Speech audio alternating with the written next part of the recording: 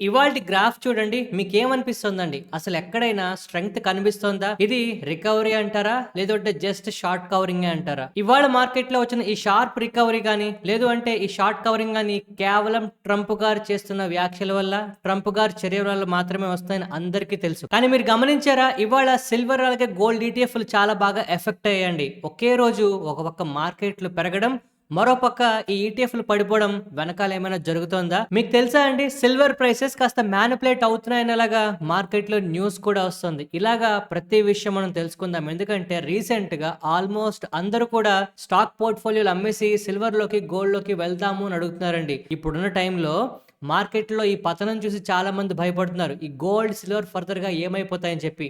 ఇక్కడ మీరు గమనించాల్సింది గోల్డ్, సిల్వర్ ప్రైసెస్ పడిపోవు. ఓకేనా అండి?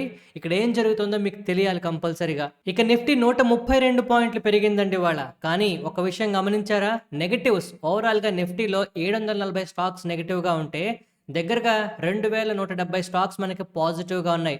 మార్కెట్‌లో బ్రెడ్త్ చాలా బావుందనిపిస్తోంది. కానీ ఇవాళ పోర్ట్‌ఫోలియోలో గెయిన్స్ ఫర్దర్‌గా సస్టైన్ అవుతాయా లేదా అనే విషయం ఒక్కసారి మనం డిస్కస్ చేసుకోవాలండి. ఎందుకంటే ఇవాళ మార్నింగ్ సెషన్స్‌లో నా పోర్ట్‌ఫోలియో 3% అబోవ్ పెరిగింది. కానీ మార్కెట్ క్లోజ్ అయ్యే టైంకి కేవలం 1% మాత్రమే పాజిటివ్‌గా ఉంది. అయితే ఇక్కడ ఒక విషయం నేను చాలా క్లియర్‌గా చెప్పదలుచుకుంటున్నానండి. మార్కెట్‌లో ఇవాళ ఎందుకు అప్ మూవ్ వచ్చింది? ట్రంప్ గారు ఏమన్నారు? ఈ స్టేట్మెంట్‌లన్నీ మనం మాట్లాడుకుందామండి. కానీ ఇప్పుడున్న పరిస్థితుల్లో నెక్స్ట్ మార్కెట్‌లో ఎలాంటి మార్పులు రాబోతున్నాయి? ఎలాంటి అవకాశాలు రాబోతున్నాయనేది నేను కొన్ని పాయింట్స్ మీకు చాలా క్లియర్‌గా ఎక్స్‌ప్లెయిన్ చేస్తానండి. ఈ పాయింట్స్ మాత్రం మీరు ఎప్పుడూ గుర్తుపెట్టుకోవాలి, మర్చిపోవద్దు. సో, ఇప్పుడు మనకి నిఫ్టీలో కనిపిస్తున్న ఈ చార్ట్‌లో మనం ఒక పాయింట్ అయితే అర్థం చేసుకోవాలండి. ప్రీవియస్ డే కూడా మనకి ఒక క్యాండిల్ అయితే ఫార్మ్ అయింది. సిమిలర్ కైండ్ ఆఫ్ క్యాండిల్ ఇవాళ కూడా ఫార్మ్ అయింది. అండ్ మోస్ట్ ఇంపార్టెంట్‌లీ ఇవాల్టి క్యాండిల్ తాలూకా క్లోజింగ్ ఓపెనింగ్ కన్నా కిందనున్నదండి. ఆఫ్‌కోర్స్ మార్కెట్‌లో రికవరీ కనపడినా ఇవాళ చెప్పిన ఈ పాయింట్ చాలా చాలా ఇంపార్టెంట్ అండి. లాస్ట్‌లో డిస్కస్ చేద్దాం. మిస్ అవ్వకుండా చూడండి. ఇక ఇవాల్టి గెయినర్స్‌గా doctor Reddy's, Bharat Electronics, Adani Enterprises, Adani Ports, Tata Steel కనిపిస్తుంటే టాప్ లూజర్స్‌గా Eternal, SBI life insurance, Titan, Eicher Motors, Max healthcare కనిపిస్తున్నాయండి. సో ఇక్కడ ఇవాల్టి టాప్ గెయినర్స్ అలాగే టాప్ లూజర్స్‌లో ఒక ఇంపార్టెంట్ విషయం మనం మాట్లాడుకోవాలండి. ఇవాల్టి టాప్ గెయినర్స్, టాప్ లూజర్స్‌లో మనం చెప్పుకొని సెలెక్ట్ చేసుకునే స్టాక్స్‌లో ఖచ్చితంగా ఫ్యూచర్‌లో పొటెన్షియల్ ఉన్నవి కనిపిస్తున్నాయండి. ఫర్దర్‌గా కాస్త ఇబ్బంది పెట్టేవి కూడా కనిపిస్తున్నాయి. వీటి గురించి స్టాక్స్ గురించి క్లియర్‌గా మాట్లాడుకునే ముందు ఒకసారి గ్లోబల్‌గా అసలు ఏం జరుగుతోంది అనే విషయం మనం తెలుసుకోవాలి. సో ఇవాళ మార్కెట్‌లో అసలు ఈ ఊపంతా ఎందుకొచ్చిందండి? కేవలం ట్రంప్ గారి వల్ల మాత్రమే వచ్చింది. ఇది మనందరికీ తెలుసు. కానీ ఇక్కడ విషయం ఏంటో తెలుసా? ఇంతవరకు ప్రపంచం మొత్తం ఏ విషయం మీదైతే భయపడుతోందో ఆ విషయం కంప్లీట్‌గా ఒక అడుగు వెనక్కెళ్ళిపోయిందండి. ట్రంప్ గారు క్లియర్‌గా ఒక అడుగు కాదు 2 అడుగులు వెనక్కేసారని చెప్పొచ్చు. కానీ ఇక్కడ ట్రంప్ గారి గురించి ఒక్క విషయం మీ అందరికీ తెలియాలండి. ఏంటి అంటే మనందరికీ తెలుసు ట్రంప్ గారికి చాలా చాలా ఆర్థిక వ్యవహారాలు నడిపే కంపెనీలున్నాయండి. వాళ్ళ కొడుకు మేనేజ్ చేయొచ్చు. మిగిలిన వాళ్ళు మేనేజ్ చేయొచ్చు. అది బిట్‌కాయిన్‌కి సంబంధించి అవ్వచ్చు. కానీ ఇప్పుడు మీరు గమనిస్తే ట్రంప్ గారు చాలా చాకచక్యంగా ఎప్పుడు పడితే టైం చూసుకొని అప్పుడు ఖచ్చితంగా మార్కెట్లు పడేలాగా, షార్ట్ సెల్లింగ్ జరిగేలాగా, వాటిలో రికవరీ వచ్చేలాగా చేస్తున్నారనేలాగా మాటలు వినిపిస్తున్నాయండి. ఇది ఎంతవరకు మనం నమ్మొచ్చు లేదా కొట్టి పారేసాల విషయమో ఒకసారి కామెంట్ సెక్షన్‌లో చెప్పండి. ప్రతిసారి కూడా చాలా చాలా ప్లాన్డ్‌గా పకడ్బందీగా జరుగుతున్నట్టయితే అనిపిస్తోంది. బట్ అసలు మ్యాటర్ ఏంటంటే ఇంతవరకు కంప్లీట్‌గా ప్రపంచాన్ని ఏడిపించిన ట్రంప్ గారు ఒక్కసారిగా గ్రీన్‌లాండ్‌కి సంబంధించి మాకు అవసరం లేదన్నట్టు, మేము ఆల్రెడీ డీల్ జరుపుకున్నాం నాటో వాళ్ళతో అన్నట్టు, గ్రీన్‌లాండ్ మీద మేము ఎటువంటి యుద్ధం చెయ్యము, ఎటువంటి ఆయుధాలు ప్రయోగించబోమంటూ స్టేట్మెంట్లు చేయడం ఒకటైతే, మన ఇండియాకి సంబంధించి మోడీ మంచి ఫ్రెండ్ అని మళ్ళీ మాట్లాడడం, ఒక పెద్ద డీల్ జరుగుతుందన్నట్టు మాట్లాడడం, మరోపక్క ఈయూ మీద ఫిబ్రవరి 1 నుంచి ఈ గ్రీన్‌లాండ్ విషయంలో ఏవైతే టారిఫ్‌లు మిగిలిన దేశాల మీద వేస్తామన్నారో అవి కంప్లీట్‌గా తీసేయడం మార్కెట్లు కంప్లీట్‌గా పాజిటివ్‌గా మారిపోయాయండి. ఆఫ్‌కోర్స్ ఇవన్నీ కూడా ఒక క్లియర్ దృష్టితో చూస్తే ట్రంప్ గారు కావాలనే చేస్తున్నారు అనిపిస్తున్నా, దీని వెనకాల చాలా చాలా ఉదంతాలున్నాయండి. ఈ ఉదంతాలు చెప్పుకుంటే వీడియో పెద్దదైపోతుంది. కానీ మీకు 3 విషయాలు ఖచ్చితంగా తెలియాలి. ఒకటి, పుతిన్ గారు చేస్తున్న కామెంట్స్. అదే టైంలో యూరప్ నుంచి అమెరికా మీదకి ఎగనెస్ట్‌గా వస్తున్న వాతావరణం. ఇక మూడోది, ఇదే టైంలో మన ఇండియా జరుపుతున్న చర్చలు, మన ఇండియాకి ఫేవరబుల్‌గా మారుతున్న కండిషన్స్. ఈ మూడిటి మీద కనుక మీరు కాన్సంట్రేషన్ చేస్తే మార్కెట్‌లో next leg of up move start అవ్వడానికి మనకు అవకాశం ఉందా అనిపిస్తుందండి. బట్ ఇదే టైంలో మీకు నేను ఇవ్వబోయే నెక్స్ట్ బిగ్గెస్ట్ పాయింట్ తెలుసా అండి? ఇప్పుడు మార్కెట్‌లో హల్చల్ చేస్తున్న న్యూస్ నేను ఇప్పటికి చాలా సార్లు చెప్పానండి. మార్కెట్‌లో పడుతున్నప్పుడు ఎస్పెషల్లీ స్మాల్ క్యాప్ ఇన్వెస్ట్‌మెంట్స్ చేసేవాళ్ళు మ్యూచువల్ ఫండ్స్‌లో మంచి ఆపర్చునిటీ కోసం చూడాలి. ఇలాంటి టైముల్లో ఇన్వెస్ట్‌మెంట్స్ చేస్తేనే మార్కెట్‌లు పెరిగాక మనకు ఆపర్చునిటీస్ వస్తాయని చెప్పుకున్నామండి. ఇప్పుడు ఎగ్జాక్ట్ సినారియో మనకి ఐసీఐసీఐ వాళ్ళ దగ్గర నుంచి న్యూస్ వస్తుందండి. న్యూస్ చూసారా? ఐసీఐసీఐ ప్రొడెన్షియల్ మ్యూచువల్ ఫండ్ వాళ్ళు సబ్స్క్రిప్షన్స్‌ని తిరిగి రెజ్యూమ్ చేశారండి స్మాల్ క్యాప్ ఫండ్స్‌లో ఇన్వెస్ట్‌మెంట్ చేయడానికి జనవరి 23 తారీఖు నుంచి. సో, ఇటువంటి టైముల్లో ఎవరైనా లాంగ్ టర్మ్ కోసం ఇప్పటికే మన నిఫ్టీకి లేదు స్మాల్ క్యాప్స్‌కి మధ్య వ్యత్యాసం చాలా ఎక్కువ కనిపిస్తుందండి. ఈ టైంలో కనుక మీరు ఇన్వెస్ట్‌మెంట్స్ చేసుకోగలిగితే ఖచ్చితంగా చాలా మంచి ఆపర్చునిటీని క్యాప్చర్ చేసిన వాళ్ళవుతారండి. మార్కెట్ ఎందుకు పెరిగిందో చెప్పడం ఒక్కటే కాదండి. ఆపర్చునిటీస్‌ని కరెక్ట్ టైంకి మనం క్యాప్చర్ చేయాలనేది కూడా మాట్లాడుతున్నాం. అయితే ఈ పర్టిక్యులర్ వీడియోలో నేను చెప్పేవేవి కూడా బై సెల్ రికమెండేషన్స్ కాదండి. ఇక్కడ ఐసిఐసిఐ మ్యూచువల్ ఫండ్స్ ప్రీవియస్‌గా మార్కెట్‌లో స్లంప్ ఉంది. సెబీ మ్యూచువల్ ఫండ్స్‌కి సంబంధించి, స్మాల్ క్యాప్స్‌కి సంబంధించి చాలా చాలా ఫ్రాత్ ఉందని చెప్పి మాట్లాడిన తర్వాత స్మాల్ క్యాప్ ఫండ్స్‌లో ఇన్వెస్ట్‌మెంట్స్ ఆపేరండి. ఇప్పుడు అవన్నీ రెజ్యూమ్ అవ్వబోతున్నాయి. ఇప్పటికే మ్యూచువల్ ఫండ్స్ దగ్గర చాలా చాలా ఫండ్స్ క్యాష్ అయితే రెడీగా ఉంది. ఈ టైంలో ఇలాంటి న్యూస్ ఖచ్చితంగా కొంత క్యాష్ తాలూకా ఈక్విటీని పెంచడానికి అవకాశం ఉంటుందండి మార్కెట్‌లో. ఇది చాలా మంచి పాయింట్. సో, నెక్స్ట్ మనకి మార్కెట్ ఎలాగ రియాక్ట్ అవుతుందనే విషయం తెలుసుకోవాలండి. ఇప్పుడు ఏం జరుగుతుంది? ట్రంప్ గారు ఒక అడుగు వెనక్కేసారు లేదా 2 అడుగులు వెనక్కేసారు. కానీ నెక్స్ట్ మార్కెట్‌లో మనకి ఏంటి ఇంపార్టెంట్ విషయం అంటే bank of Japan taluka interest రేట్ల గురించి మళ్ళీ మనకి న్యూస్ రాబోతుందండి. అమెరికా నుంచి, యూఎస్ దగ్గర నుంచి మనకి మళ్ళీ ఎకానమీకి సంబంధించిన డేటా రాబోతుంది. ఇవన్నీ కూడా రేపు, ఎల్లుండి మనకి కంటిన్యూస్‌గా వస్తాయండి. సో, ఈ వీకెండ్ ఆషామాషి వీకెండ్ అయితే కాదు. ఖచ్చితంగా మనం ఈ వాలటైలిటీని తట్టుకొని నిలబడగలగాలి.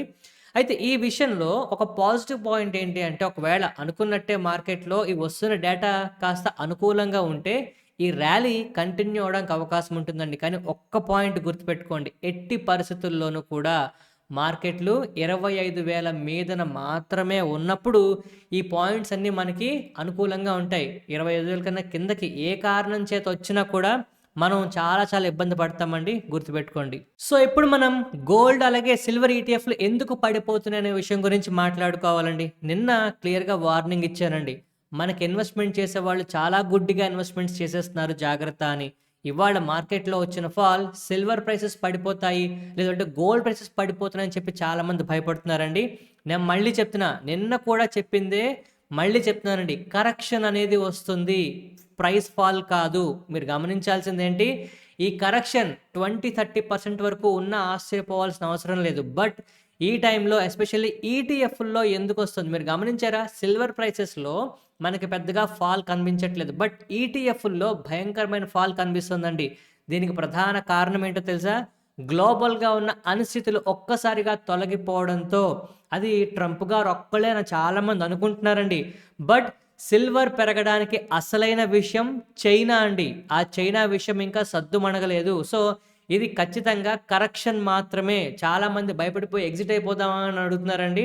ఇన్వెస్ట్‌మెంట్ చేసేవాళ్ళు కాస్త ఆలోచించి చేయాలని మళ్ళీ చెప్తున్నా. ఇప్పుడున్న పరిస్థితుల్లో ప్రైస్ కిందకొస్తుందా? లేదు. ఈటీఎఫ్‌లు పడుతున్నాయి. దీని ద్వారా కొంత కరెక్షన్ ప్రైసుల్లో కూడా రావచ్చు. గోల్డ్ అండ్ సిల్వర్ ప్రైసెస్ కూడా కింద పడొచ్చు. But next leg of rally ఉండొచ్చండి. బట్ ఆ ర్యాలీ వచ్చే వరకు మీరు తట్టుకోగలము అంటేనే ఇలాంటి ఇన్వెస్ట్‌మెంట్స్ ఫర్దర్‌గా చేయండి. లేదు అంటే ఎగ్జిస్టింగ్ వాటిని తొందరగా లాస్ బుక్ చేసుకొని బయటకు వచ్చేద్దాం అనే ఆలోచన ఉన్నవాళ్ళు మాత్రం 1-2 సార్లు మార్కెట్‌లో ఏం జరుగుతుందో మీరు ఫాలో అప్ చేయకుండా జరిగితే ఖచ్చితంగా నష్టపోతారండి డబ్బులు. ఫర్దర్‌గా చాలా చాలా వాలటైలిటీ మనం చూడబోతున్నాం.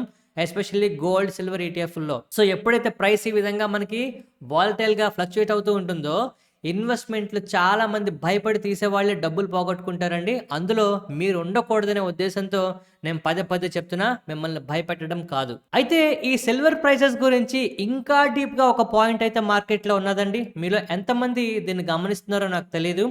మన సిల్వర్ ప్రైసెస్ ఎస్పెషల్లీ ఎంసీఎక్స్‌లో ట్రేడింగ్ అవుతున్న విధానంపై చాలా చాలా ఊహాగానాలు పెరిగిపోతున్నాయండి. ఇక్కడేదో ఫ్రాడ్ జరుగుతోంది, మ్యానిపులేషన్ జరుగుతోందన్నట్టు మనకి కోర్టులో కేసులైతే ఫైల్ అవుతున్నాయి. మీకు తెలుసా అండి ఈ విషయం?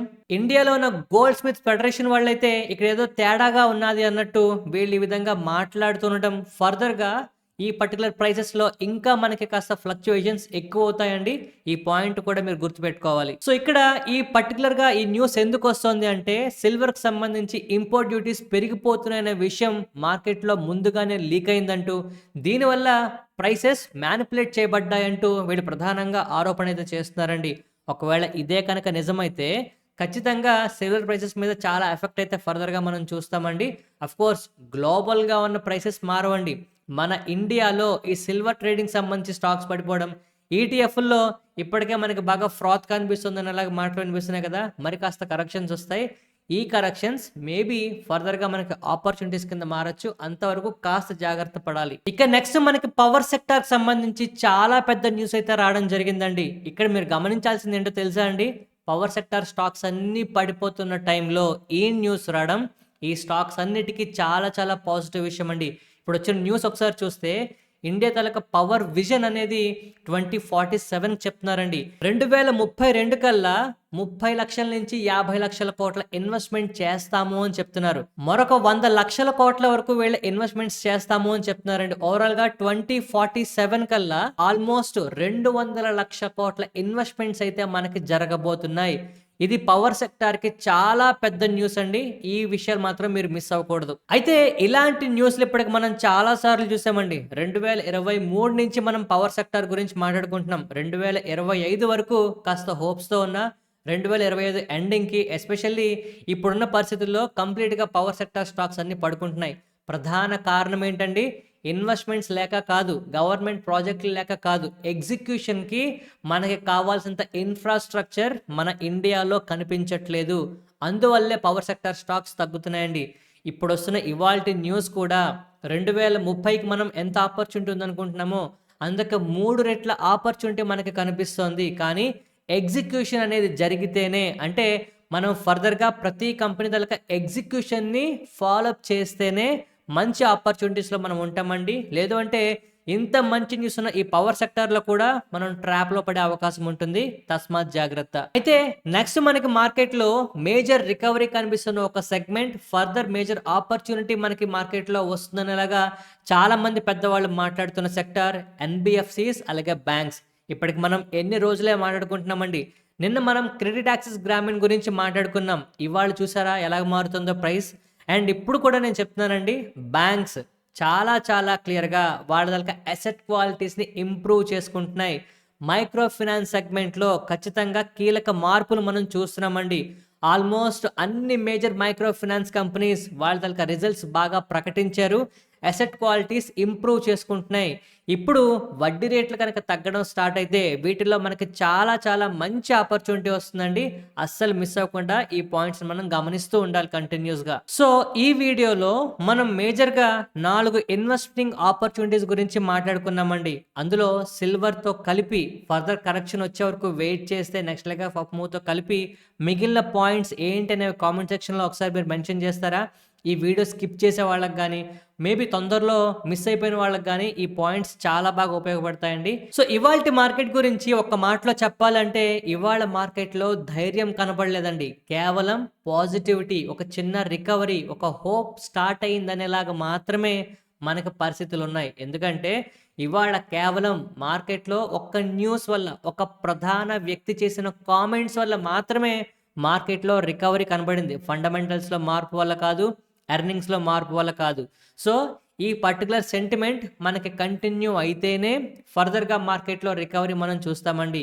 ఈ ఒక్క పాయింట్‌ని మీరు ఖచ్చితంగా గుర్తుపెట్టుకోండి. బట్ ఈ సెంటిమెంట్ కంటిన్యూ అవ్వాలని ఆశిస్తూ నెక్స్ట్ మనం వారి ఎనర్జీస్ గురించి మాట్లాడుకోవాలండి. ఇవాళ వారి ఎనర్జీస్‌లో ఒక షార్ప్ ర్యాలీ అయితే మనం చూస్తున్నాం. కారణం ఏంటి అంటే వీళ్ళ తాలూకా recent quarter revenues 118% year on year పెరగడం జరిగిందండి. 7,500 కోట్ల పైబడి వీళ్ళు ప్రకటించారు. అయితే సోలార్ ఫోటోవాల్టిక్ మాడ్యూల్స్ అలాగే ఇంజినీరింగ్ ప్రొక్యూర్మెంట్‌కి సంబంధించి ఈపీసీ ఆర్డర్‌లు కూడా బాగున్నాయని చెప్తున్నారండి. వీళ్ళ తాలూకా net profits 115% year on year పెరగడం జరిగింది. 1,062 కోట్లయితే వీళ్ళు ప్రకటించారు. ఇప్పుడు చెప్పండి, వారి ఎనర్జీస్ బిజినెస్‌లో ఏమైనా మార్పుందా? ఏమైనా తగ్గుదలుందా? చాలా బ్రహ్మాండమైన రిజల్ట్స్ పోస్ట్ చేసిందండి. సోలార్ సెక్టార్‌కి సంబంధించి ఏదైతే నెగెటివ్ న్యూస్‌లు మనకొస్తున్నాయో అవన్నీ తాత్కాలికంగా కాస్త నెగెటివ్‌గా ఉన్నా, ఇక్కడ కూడా మళ్ళీ ఫ్యూచర్ ఆపర్చునిటీస్ కనిపిస్తున్నాయండి. బట్ ఒకటి మాత్రం నిజం. సోలార్ సెక్టార్ స్టాక్స్ విపరీతంగా పెరిగాయనే మాటని మనం కొట్టి పారేయలేం.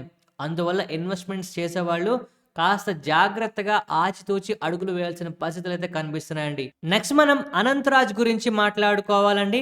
అనంతరాజ్ గురించి ఒక మాటలో చెప్పాలి అంటే ఒక కన్సిస్టెంట్ పర్ఫార్మర్‌గా మనకి కనిపిస్తుందండి. గడిచిన 8 క్వార్టర్స్‌గా వీళ్ళ తాలూకా రెవెన్యూస్ పెరుగుతూ కనిపిస్తున్నాయి. ఈవెన్ లాస్ట్ క్వార్టర్ తాలూకా నెట్ ప్రాఫిట్ కూడా 30% ఇయర్ ఆన్ ఇయర్ పెరిగింది అంటే మనం అర్థం చేసుకోవచ్చు పరిస్థితి ఎంత పర్ఫెక్ట్‌గా వీళ్ళకైతే కనిపిస్తుందో. రెవెన్యూస్ 21% అయితే పెరగడం జరిగిందండి. కొత్తగా లాంచ్ చేస్తున్న ప్రాజెక్టులు అవ్వచ్చు, లేదు అంటే వీళ్ళ తాలూకా కలెక్షన్స్ అవ్వచ్చు, అన్నీ కూడా బాగున్నాయి. అండ్ డేటా సెంటర్ బూమ్ అవ్వచ్చు, లేదంటే రియల్ ఎస్టేట్ సెక్టార్ అవ్వచ్చు.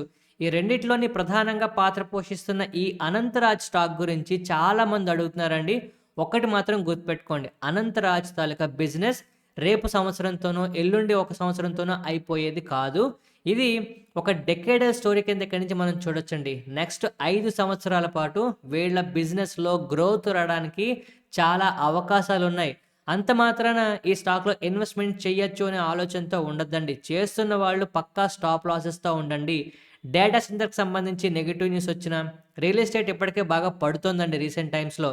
ఎప్పుడైతే ఆర్టిఫిషియల్ ఇంటెలిజెన్స్ వచ్చి ఉద్యోగాలు పోతున్న న్యూస్ వస్తుందో, ఈ డేటా సెంటర్ స్టాక్సే కాదు, ఈవెన్ రియల్ ఎస్టేట్ స్టాక్స్ కూడా మనకు కొంత ఇబ్బంది పడుతున్నాయండి. అందువల్ల ఏంటి అంటే కొంత స్టాప్ లాస్‌తో ఉండడం మంచిది. ఇక్కడేదో అంతా గోల్‌మాల్ జరుగుతోంది జాగ్రత్త అని చెప్పడం కాదు. ఒకంత జాగ్రత్తగా ఉండడానికి ప్రధానంగా మనం చూసుకోవాల్సిన పరిస్థితులైతే మార్కెట్‌లో ఉన్నాయి. నెక్స్ట్ మనం డాక్టర్ రెడ్డీస్ గురించి మాట్లాడుకోవాలండి. ఇవాళ ఈ స్టాక్‌లో కాస్త షార్ప్ మొమెంటమే మనం చూస్తున్నాం. కారణం ఏంటంటే నెట్ ప్రాఫిట్స్ ఆల్మోస్ట్ ఫోర్‌కాస్ట్ తాలూకా ఎస్టిమేట్స్‌ని 13% డిఫరెన్స్‌తో మనకి బీట్ ఔట్ చేయడం అయితే జరిగిందండి. బట్ ఓవరాల్‌గా రిజల్ట్స్‌లో అయితే మనకి 14% ఇయర్ ఆన్ ఇయర్ డిక్లైన్ కనపడింది. బట్ స్టిల్ ఎస్టిమేట్స్ కన్నా కాస్త బాగా రావడం ఇవాళ ఈ స్టాక్ మనకు కాస్త పెరుగుతుందండి. అయితే రెవెన్యూస్ దగ్గరగా 6% వరకు పెరిగాయండి. And most importantly global generics సెగ్మెంట్‌లో వీళ్ళకి ఇంప్రూవ్‌మెంట్ చాలా క్లియర్‌గా కనిపిస్తుంది. అండ్ డాక్టర్ రెడ్డీస్‌కి సంబంధించి వీళ్ళకొక అప్రూవల్ అయితే వచ్చిందండి రీసెంట్ టైమ్స్‌లో. ఈ అప్రూవల్ దేనికి సంబంధించి వచ్చిందో చెప్తారా? అండ్ ఈ అప్రూవల్ వల్ల ఈ స్టాక్‌కి మంచి బిజినెస్ జరగడానికి కూడా అవకాశం కనిపిస్తోంది. ఒక్కసారి ఈ స్టాక్‌ని స్టడీ చేయండి. నెక్స్ట్ మనం ఎటర్నల్ గురించి మాట్లాడుకోవాలండి. Q3 FY26 తాలూకా నెట్ ప్రాఫిట్స్ 72% దగ్గరగా పెరగడం జరిగిందండి. అండ్ రెవెన్యూస్ కూడా 2.9 టైమ్స్ పెరగడం ఇవాళ ఈ స్టాక్ పాజిటివ్‌గా ఉంది. దీంతో పాటు ఈ కంపెనీ తాలూకా ఎగ్జిస్టింగ్ CEO దీపేందర్ గోయల్ గారు ఎఫెక్టివ్ ఫ్రమ్ ఫిబ్రవరి 1 రిజైన్ చేస్తున్నారండి. అల్బిందర్ సింగ్ గారిని మన బ్లింకిట్ కి సంబంధించిన ఒక ప్రధాన వ్యక్తి అండి. ఈయన్ని ప్రస్తుత ఎటర్నల్ కి CEOగా ప్రమోట్ చేస్తున్నారు. ఈ న్యూస్ మార్కెట్లో కొంత నెగటివిటీని కూడా క్రియేట్ చేయడానికి అవకాశం కనిపిస్తుందండి. ఎందుకంటే CEO ఎగ్జిట్ అయిపోయారా, ఎస్పెషల్లీ ఈయన ప్రమోటర్ కనుక, ఫౌండర్ కనుక ఈయన ఎగ్జిట్ అయిపోతున్నారా అని చెప్పి. ఇక్కడ ఆయన జస్ట్ తన వాటాలు నమ్ముకోలేదండి, కేవలం తన పదవికి రాజీనామా చేశారు. ఎందుకంటే ఆయన మిగిలిన ప్రాజెక్టులో ఇంకాస్త ఎక్కువ రిస్క్ తీసుకుందామనే ఆలోచనతో చేస్తున్నారని చెప్పడం జరిగింది. సో ఇది ప్రమోటర్ ఎంటిటీ ఎగ్జిట్ అయితే కాదు. బట్ జనరల్గా ఏంటంటే ఇలాంటి న్యూస్లు చాలా వైల్డ్గా స్ప్రెడ్ అయితే కాస్త నెగటివిటీ రావచ్చండి. నెక్స్ట్ మనం రైల్టెల్ గురించి మాట్లాడుకోవాలండి. రైల్టెల్ వాళ్ళకి యాన్యువల్ మెయింటెనెన్స్ కాంట్రాక్ట్ కింద 140 కోట్ల వర్త్ ఆఫ్ ఆర్డర్లు మినిస్ట్రీ ఆఫ్ డిఫెన్స్ దగ్గర నుంచి రావడం జరిగిందండి. జనరల్‌గా రైల్టెల్ స్టాక్‌కి 100 కోట్ల ఆర్డర్ అంటే కాస్త బాగా రియాక్ట్ అవుతుంది. అలాంటిది ఇప్పుడు డిఫెన్స్ మినిస్ట్రీ దగ్గర నుంచి 140 కోట్ల ఆర్డర్ రావడం ఈ స్టాక్‌కి నిజంగా కాస్త మొమెంటమ్ క్రియేట్ చేసే న్యూసే అవుతుందండి. ఇక నెక్స్ట్ మార్కెట్‌లో బిగ్గెస్ట్ న్యూస్ అని చెప్పుకోవచ్చండి. ఫోన్‌పే IPOకి మార్గం అయితే సుగమమవుతుందని తెలుస్తుంది. అయితే ఈ ఫోన్‌పే మనకి ఎంతవరకు రిటర్న్స్ ఇస్తుందనే దాని మీద చాలా మాట్లాడుకోవాల్సిందండి. కానీ ఇప్పుడున్న బ్రాండ్ పేరుకి చాలా ఫ్యాన్ ఫాలోయింగ్ ఉంది. చాలా క్రేజ్ కనిపిస్తుంది. సో ఈ క్రేజ్ బేస్ చేసుకొని మీరు ఫోన్‌పేలో ఇన్వెస్ట్‌మెంట్స్ చేస్తారా? చేయరా? కామెంట్ సెక్షన్‌లో మీ ఒపీనియన్ ఏంటో చెప్పండి. అండ్ ఇప్పుడు ఫోన్‌పే గురించి ఇమ్మీడియేట్‌గా మనం మాట్లాడుకోవాల్సిన అవసరం లేదండి. ఫస్ట్ వీళ్ళు కొన్ని పేపర్స్ అయితే డ్రాఫ్ట్ చేశారు. దీన్ని ఫైల్ చేయడం ద్వారా దీన్ని స్టడీ చేసిన తర్వాత దీని గురించి డీప్‌గా మాట్లాడాలండి. బట్ ఒకటి మాత్రం నిజం. ఫోన్‌పే కంపెనీ కనుక నిజంగా IPOకొచ్చి బజ్ క్రియేట్ చేస్తే చాలామంది అప్లై చేస్తారండి.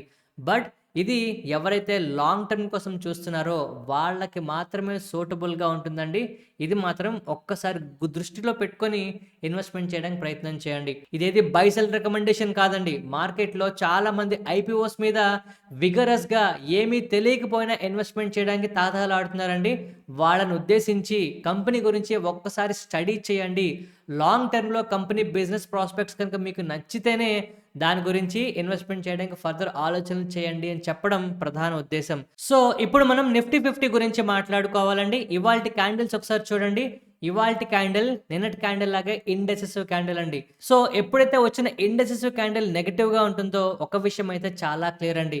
ఇవాల్టి ఇండెసిసివ్‌నెస్ మార్కెట్‌లో కనిపించినా కూడా క్లోజింగ్ అయ్యే టైంకి మార్కెట్‌లో కాస్త సెల్లింగ్ ప్రెషర్ కనిపించింది అని చెప్పొచ్చు. అండ్ ఇంట్రాడే చార్ట్ కూడా మనం స్టార్టింగ్‌లో చూసామండి. మార్కెట్లు ఓపెన్ అయ్యాయి, కాస్త పెరిగినట్టు పెరిగాయి. బట్ క్లోజింగ్ అనేది నెగెటివ్‌గా అవ్వడం, ఎస్పెషల్లీ ఇలాంటి టైంలో కంప్లీట్‌గా గ్లోబల్ మార్కెట్లన్నీ పాజిటివ్‌గా ఉన్నా, మనకి క్లోజింగ్ అనేది కాస్త నెగెటివ్‌గా ఉండడం కాస్త మనం గమనించాలండి. సో, ఈ టైంలో రేపటికి మనం గమనించాల్సిన most important support or resistance levels ఏంటి అంటే 25,300 అనేది ఒక మేజర్ సపోర్ట్ కిందైతే మనం చూడాల్సిందైతే ఉంటుందండి. అదేంటి సార్ 25,300 మీదనుంది కదా ఇవాల్టి క్లోజింగ్ కన్నా, ఇప్పుడేం చేస్తాము అంటే 25,300 అనేది 25,300 అనేది మనకి రేపు మార్కెట్‌లో మీదన ఉంటే దానికి సపోర్ట్ కింద మనం కన్సిడర్ చేయాలండి. ఇక్కడ ఈ 25,300 కన్నా కిందనుంటే మార్కెట్లు మనం ఏం చేయాలో ఆల్రెడీ డిస్కస్ చేసుకున్నాం. పెద్దగా చేసేదేం లేదండి. SIT tight. ఓకేనా అండి? చాలామంది భయపడుతున్నారు. ఇబ్బంది పడొద్దండి. సో, ఇక్కడ మనం ఓవరాల్‌గా 25,500 అనేది మనం చెప్పుకున్నాం. ఈ లెవెల్ దాటితేనే మనకి కాస్త పరిస్థితులు మెరుగుపడతాయండి. ఈ టైంలో ఇంతవరకు పెరిగింది కూడా మనకి తిరిగి ఫాల్ అవ్వడానికి ఫ్యూచర్‌లో ఛాన్స్ ఉండొచ్చు. డెడ్ క్యాట్ బౌన్స్ అంటారండి. సో, ఇలాంటి పరిస్థితుల్లో ఒకంత జాగ్రత్తగా ఉండాలని పదే పదే మనం గుర్తు చేసుకుంటూ ఉండాలి. తస్మాత్ జాగ్రత్త.